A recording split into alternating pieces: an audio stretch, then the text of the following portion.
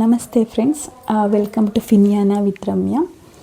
So in this video I will discuss about accounting process.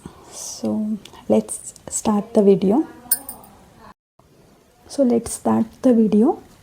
Accounting process is basically start with identification.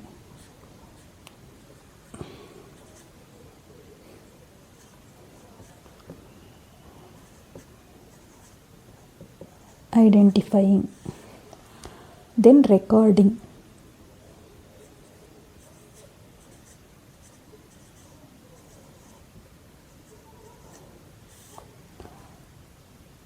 then classifying,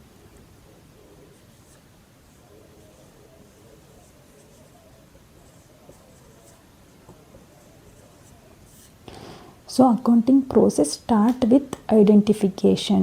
Identifying what ಅಂದರೆ monetary transaction. So ಎಲ್ಲಿ transaction ಆಗ್ತಾ ಇದೆ ಅಂತ ಮೊದಲು identification ಮಾಡೋದ್ರ ಮುಖಾಂತರನೇ ಈ ಒಂದು ಅಕೌಂಟಿಂಗ್ ಪ್ರೋಸೆಸ್ ಬಿಗಿನ್ ಆಗುತ್ತೆ. So accounting process start with identifying, then recording, then classifying, ಆಮೇಲೆ verifying.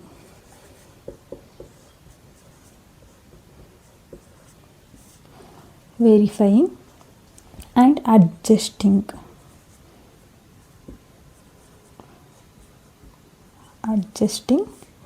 Finally reporting.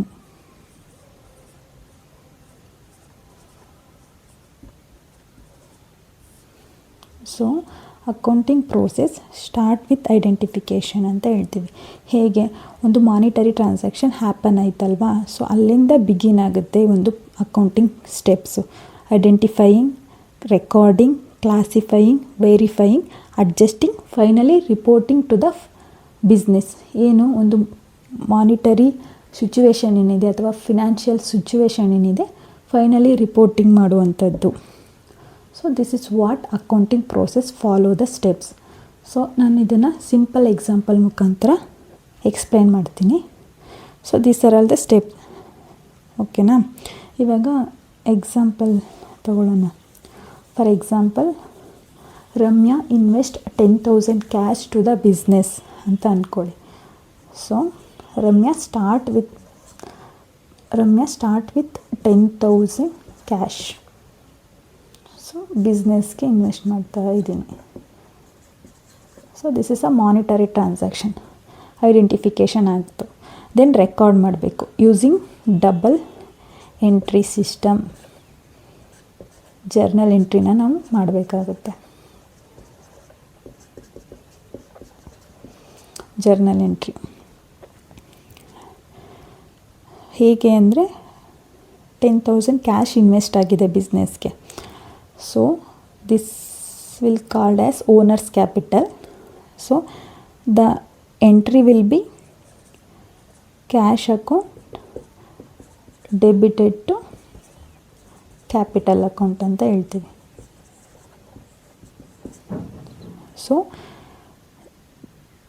Cash account debited to capital account 10,000.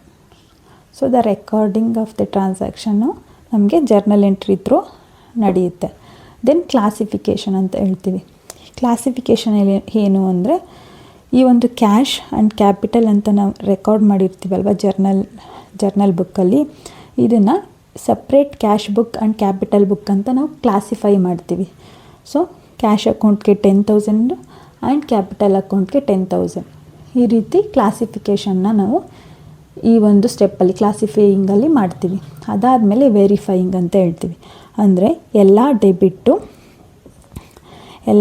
ಒಂದು ಬಿಸ್ನೆಸ್ಸಲ್ಲಿ all debit should equal to the credit ಅಲ್ವಾ, ಅಕೌಂಟಿಂಗ್ ಕಾನ್ಸೆಪ್ಟ್.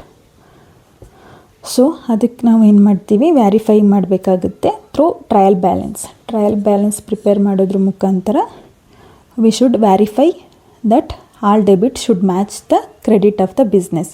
ಸೊ ಇಲ್ಲಿ ನಾನು only one transaction ತಗೊಂಡಿರೋದ್ರಿಂದ 10,000 cash ಮತ್ತು 10,000 owner's capital credit ಆಗುತ್ತೆ. Basically ಏನು ಅಂದರೆ ನಾವು ಏನು ಹೇಳ್ತೀವಿ ಇಲ್ಲಿ cash account, this will comes under real account.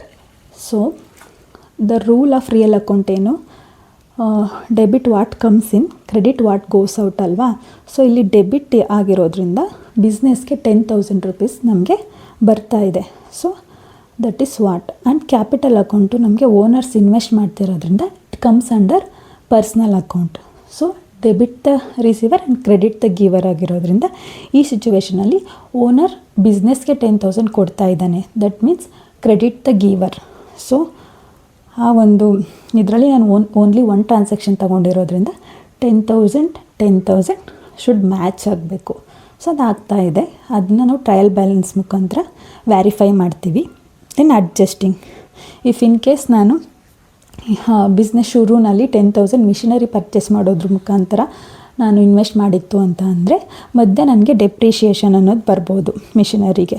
So ಆ ಡೆಪ್ರಿಷಿಯೇಷನ್ ಚಾರ್ಜಸ್ ಆಗಿರ್ಬೋದು ಅಥವಾ ಔಟ್ಸ್ಟ್ಯಾಂಡಿಂಗ್ ಎಕ್ಸ್ಪೆನ್ಸಸ್ ಆಗಿರ್ಬೋದು ಎಲ್ಲನೂ ನಾವು ಅಲ್ಲಿ ಅಡ್ಜಸ್ಟ್ ಮಾಡ್ತೀವಿ.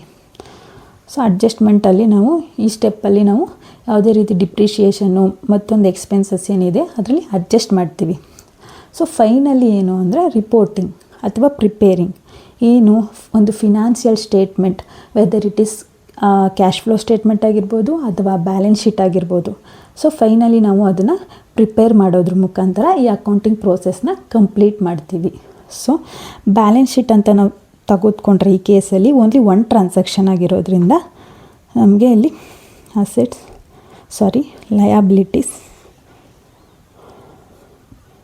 ಲಯಬಿಲಿಟೀಸ್ ಆ್ಯಂಡ್ ಅಸೆಟ್ಸ್ ಅಂತ ತಗೊಂಡ್ರೆ ಇಲ್ಲಿ ಓನರ್ಸ್ ಕ್ಯಾಪಿಟಲ್ 10,000 ಬರುತ್ತೆ.